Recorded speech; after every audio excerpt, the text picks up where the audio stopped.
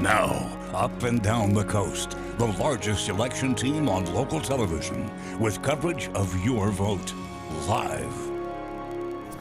Good evening and thank you for joining us. I'm Scott Hennessy. It is election night in America. We have live team coverage of all the local races that impact you. If you haven't already voted, polls close in about 2 hours at 8 p.m.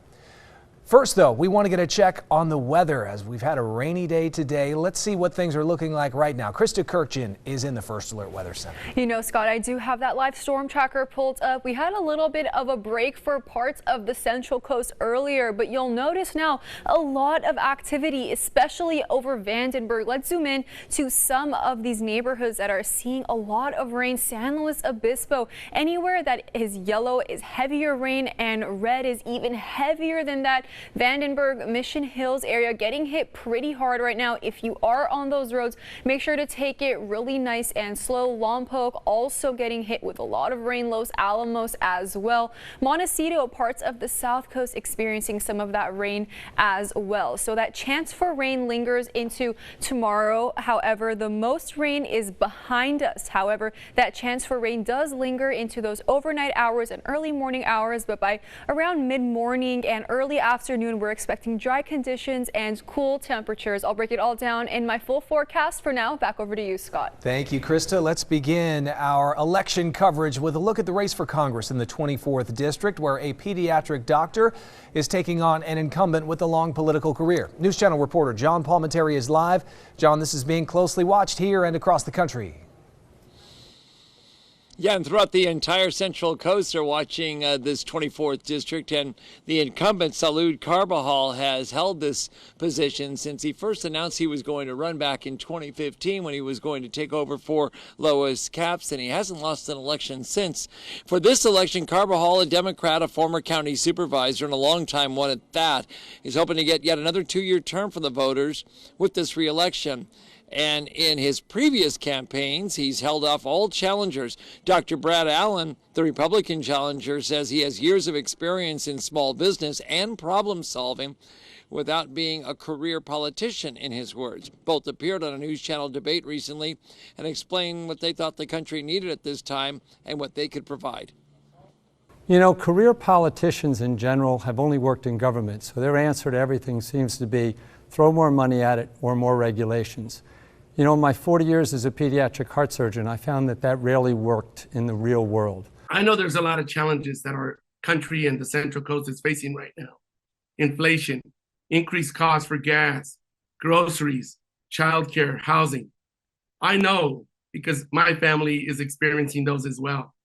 And I've been working to address those issues. Well, the candidates talked about these issues in our recent debate. If you'd like to see that, we have that online. And within that, they talked about nuclear power, gun safety, student debt relief, and some of the real challenges that are facing our voters in our country these days, whether it's here on the Central Coast or across the country.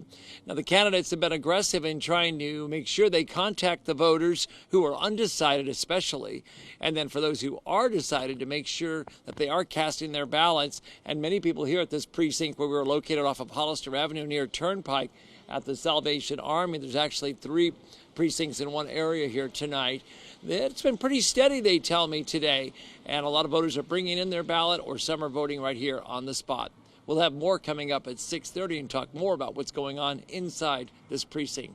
Reporting live near Goleta, I'm News Channel reporter John Palminteri. Thank you, John. Let's go to San Luis Obispo County now, where there is a key supervisor race. It will decide the board majority. News Channel's Dave Alley is in San Luis Obispo with a live report for us. Dave. Hi, Scott. The race for District 2 Supervisor here in San Luis Obispo County is a battle of the Bruces. Not only that, as you mentioned, the winner will indeed determine the political makeup of the board. So all eyes here in San Luis Obispo County are on this race. Now, this race does feature longtime incumbent Bruce Gibson. He is facing off against challenger Bruce Jones. Like all the county districts here in San Luis Obispo County, District 2 has been redrawn and is much different than it was previously. It now includes parts of the North County into Atascadero and areas around Atascadero, while that area has many more conservative voters than it did in the past configuration of District 2. Gibson has been elected to this seat 4 times very comfortably, but now he is in a tough battle against Jones.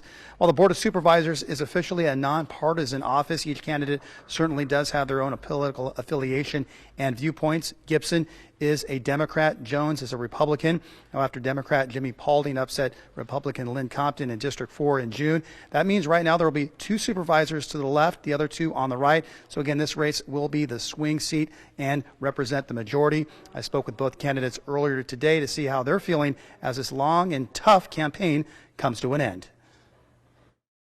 We have worked as hard as we possibly can to let people know what's at stake in this election, and so I'm feeling very optimistic, let's say. Of course I'm excited to get to get through this and see what's shown tonight. I'm fairly confident that I will win, but you don't know until all the votes are counted.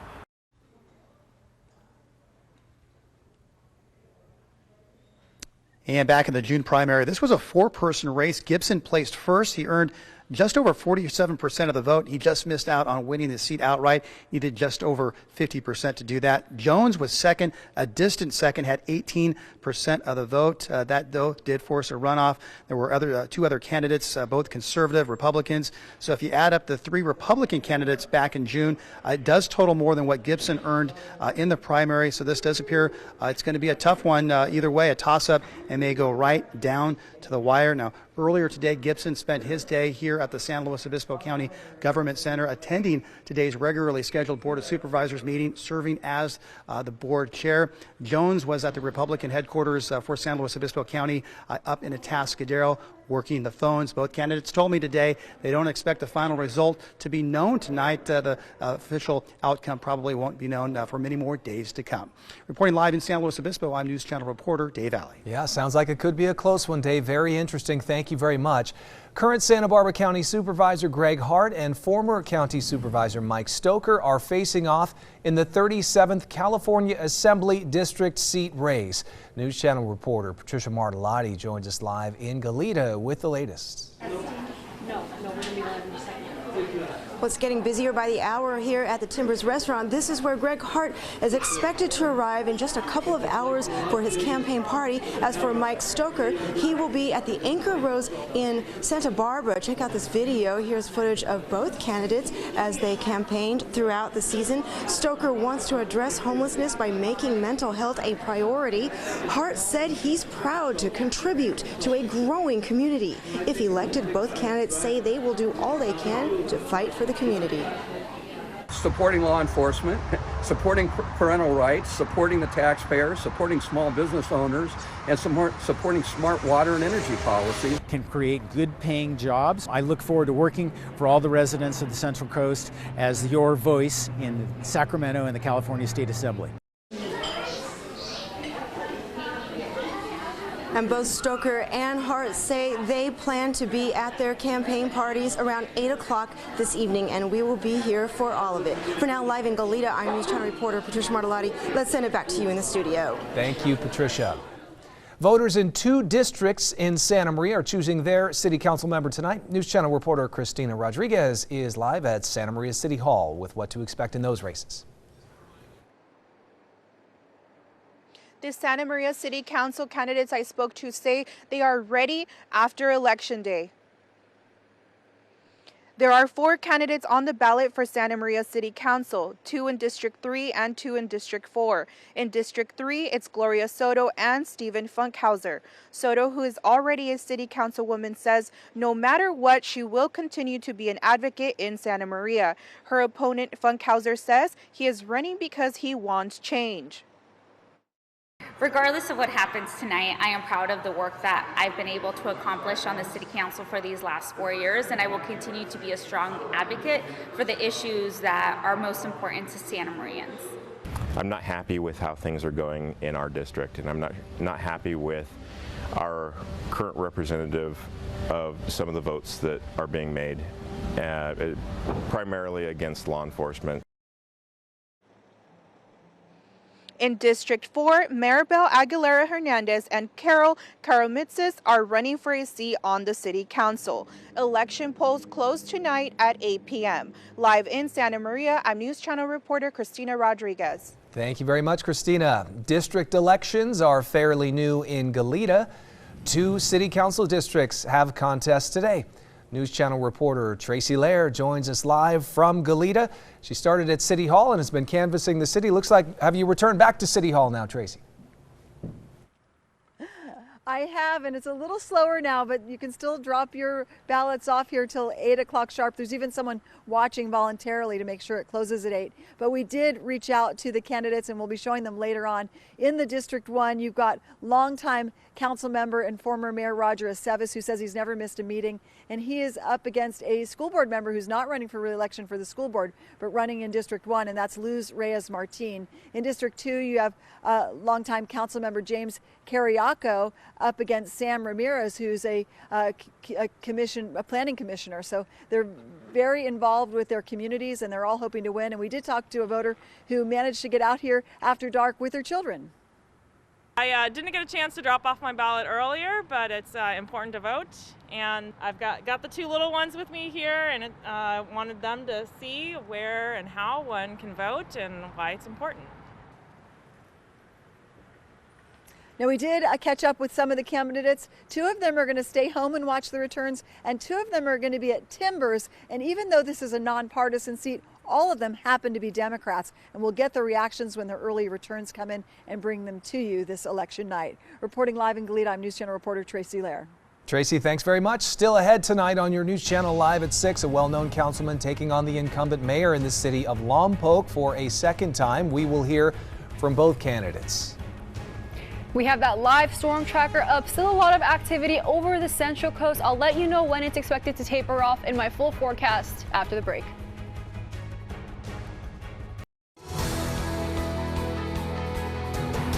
Our election coverage continues with a look at the race for Lompoc mayor, a rematch between Janelle Osborne and Jim Mosby. News Channel reporter Karen Cruz Orduña is in Lompoc with what both candidates are saying ahead of tonight's race. Janelle Osborne and Jim Mosby last faced off for Lompoc mayor back in 2018. They tell me their priority is public safety. Mosby was a city councilman for 6 years. Osborne, who has been mayor for 6 years, is seeking re-election. Mosby says his time as a city councilman and his background as a local businessman makes him qualified. Osborne says she is qualified because she understands Lompoc's value and potential. Lompoc leaders and the community are dealing with issues like homelessness, crime, and concerns over the cannabis industry in town. Both candidates explain how they would combat those topics. That's a priority out there. The urban campers, and everything that's going on with the quote homelessness stuff is a priority. It's something I've been advocating and working on for many years now, and helping people to success. It saddens me that Governor has put a hold on some of the funding that was supposed to come through to help us address that. But that being said, we'll continue to work on improving that situation for those experiencing it and for those that it's impacting. The 2 candidates say they will do their best to help all business owners. They believe supporting local businesses is essential. Whoever wins this race will become Lompoc's mayor for the next 2 years. In Lompoc, I'm News Channel reporter Karen Cruz Orduña. Now, up and down the coast, the largest election team on local television with coverage of your vote live. Good evening, I'm Scott Hennessy. It's election night in America, and we have live team coverage of all the races that impact you. If you haven't already voted, there is still time. Polls close at 8 o'clock. We begin this half hour with News Channel reporter John Palmentary, who's live in Santa Barbara at a voting precinct with a look at the race for House District 24. And I was just thinking back, Scott, a couple of years ago when we covered this race, we were wearing masks back then. A lot of voters had those on. So we are covering the 24th congressional race. We thought we'd check out a precinct here between Santa Barbara and Goleta off of Turnpike and Hollister at the Salvation Army. The 24th district has been held by Salud Carbajal since he first decided to run for this seat back in 2015 when he was replacing Lois Capps for Congress. For this election, Carbajal, a Democrat and former longtime county supervisors, hoping to get another 2-year term from voters. With the re-election and in his previous campaigns, he's held off all challengers. Dr. Brad Allen is the Republican challenger from Summerlin, who says he has years of experience in small business and problem solving without being, in his words, a career politician. Both appeared on our news channel Debate recently and explained what they thought the country needed at this time and what they could provide. There was a lot of issues discussed there, including our current lifestyle, facing inflation, the cost of gas, groceries, and also in the politicians talking about what experience they have to deal with these issues as well, coming from their different perspectives. They also talked about gun safety, student debt relief, and some of the real challenges that are facing candidates these days. Now, both have been reaching out to the candidates, and as we all know, some voters make up their minds right away. Some are right in the middle there and are undecided, and they target those to move the needle a little bit and also make sure those who are in their camps are out voting. I'm going to step aside and show you this precinct here at the Salvation Army. It's actually 3 precincts in one location here, and the elections officials have had a rush of people, and then it goes quiet like right now, and then a rush again. And of course, people who are watching this know they can come out. We've had a lot of steady stream of people in their cars coming up and getting out and dropping off their ballots, some going in and voting. And there's a touchscreen electronic system in there too, which I did earlier and was able to vote with the touchscreen, which is very different and the first time I've ever done that. So for tonight, there's a number of ways you can obviously drop off your ballot in person at a polling place or at the elections office, come in and declare that you need a new ballot or to vote provisionally, and then use the touchscreen or use the paper ballot and turn them in like that. And of course, you can still mail it in or drop it at the white boxes, the election boxes, as long as they're in by 8 o'clock when everything gets locked up and closed down for this election. Reporting live outside of a precinct near Goleta this evening, I'm News Channel reporter John Palmentary. John, thanks very much for that look inside the voting center there. From Congress to City Council, we have you covered tonight. District elections for City Council, a fairly new concept in Goleta. There's 2 City Council districts with contests today, and News Channel reporter Tracy Lair is covering them for us. She joins us live now. Tracy. I'm out in front of City Hall where there's been a busy time here at this drop box, just one after another during the rain and now after dark. It's here till 8 o'clock. There's even someone watching the box, a volunteer from the Republican Party. They volunteered to do that to make sure it stops at 8 o'clock. But District 1 is longtime council member, former Mayor Roger Aceves, and he is running against a challenger, Luz Reyes Martin. She is on the school board but wants to be on the City Council instead. In District 2, you have James Carreco, and he is incumbent, and he used to run other people's campaigns and now is running his, and he is up against Sam Ramirez, who is a planning commissioner. So a lot of people very involved in this community trying to get this vote. And we talked to one mom who brought her kids to have them watch her drop it in the box. I didn't get a chance to drop off my ballot earlier, but it's important to vote. And I've got the 2 little ones with me here, and wanted them to see where and how one can vote and why it's important. Now, we saw a lot of that, a lot of people coming with their children tonight. We also saw people taking selfies, and we saw people who said they did a lot of homework before they decided to vote in these new, fairly new districts, District 1 and 2. And we will be following the candidates, what they're up to. 2 of them will be at a party at Timbers Restaurant in Goleta later tonight. Reporting live in Goleta, and it's just starting to sprinkle out here. I'm News Channel reporter Tracy Lair. Okay, Tracy, take cover. We'll hear from you again later tonight. Thank you very much. Well, it might be raining, but people are still coming out to vote in Carpinteria's election. News Channel reporter Mina Wahab gives us a glimpse into the City Council candidates' platforms. Carpinteria is having district elections for the first time. 3 candidates are in the running for District 5. Greg Carty, Al Clark, and Patrick O'Connor are currently in the running. Each candidate has a different reason for why they're running for district council and what they hope to bring to the table. We have over 100 acres of open space, not including the salt marsh, not including our beach, and that's something I'm really proud of. But one thing that comes to mind that I'm really kind of shaken up about actually is preserving our agriculture. So we have clean water, clean air, the breezes are great. It's a wonderful place to live. And so I think that's a special thing that needs preservation. I've gotten to know quite a bit about, the existing processes around building codes and zoning and community development in general. As an engineer, I think I can bring, decision-making processes and complex problem solving. Development, agriculture, and ecological preservation are some of the key issues voters will have to think about. Over 1,500 people are registered to vote, and people are still coming outside of City Hall to drop off their ballots despite the rain. In Carpinteria, I'm News Channel reporter Mina Wahab. Back to you. Well, polls have closed in several states at this hour, including Georgia, where the Senate race between Democrat Raphael Warnock and Republican challenger Herschel Walker is being seen as a toss-up. The results of the midterm elections will determine the balance of power in Congress. Natalie Brand reports from Capitol Hill.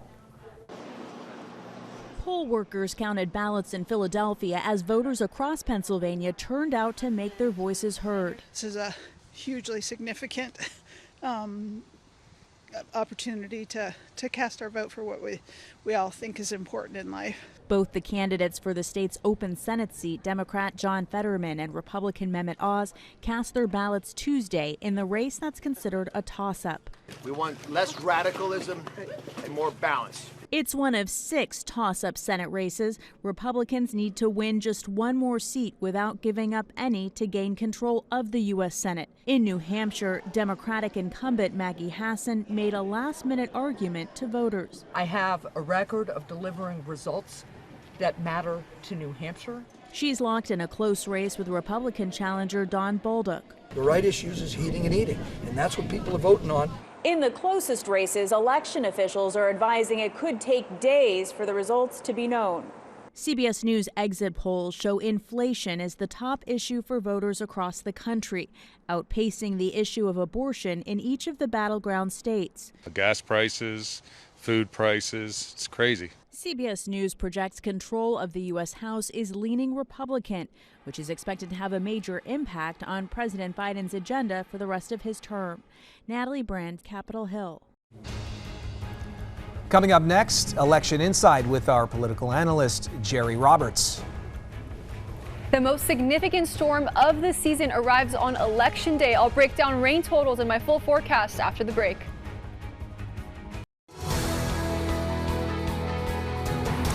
Welcome back with more of your vote as we bring back in our political analyst, Jerry Roberts. Jerry, last night, Tracy Lair had a report. She went out talking to some of the volunteers for each party, Republicans, Democrats. Republicans said they were confident, and a person in the Democratic group there said, I feel confident locally, but nationally very scared. What's your read on the situation? Well, Republicans only need to flip 5 seats in the House of Representatives to take control, and it's very likely that's going to happen. Of course, it's remember, it's early in the month, Scott, so who knows when we'll get results final from California. But the question is, how big would their majority be? And, you've seen estimates ranging from 15 to 40 seats. And a lot of that is going to depend on California. And there's about half a dozen or so seats in California that are worth keeping an eye on, which I'll be watching tonight. Maybe we can talk about a little bit later as we start to get some California vote in. Jerry, are there any propositions here in California that are standing out to you? There's a couple for gambling, and the early polling on that seemed to indicate that they were unlikely to pass. Yeah, well, I think the thing that's being watched nationally is Proposition 1, which would enshrine abortion rights in the state constitution. Kind of a thumb your nose to the Supreme Court kind of thing. And also an attempt to put up a barrier in case the Republicans try to pass a federal abortion ban.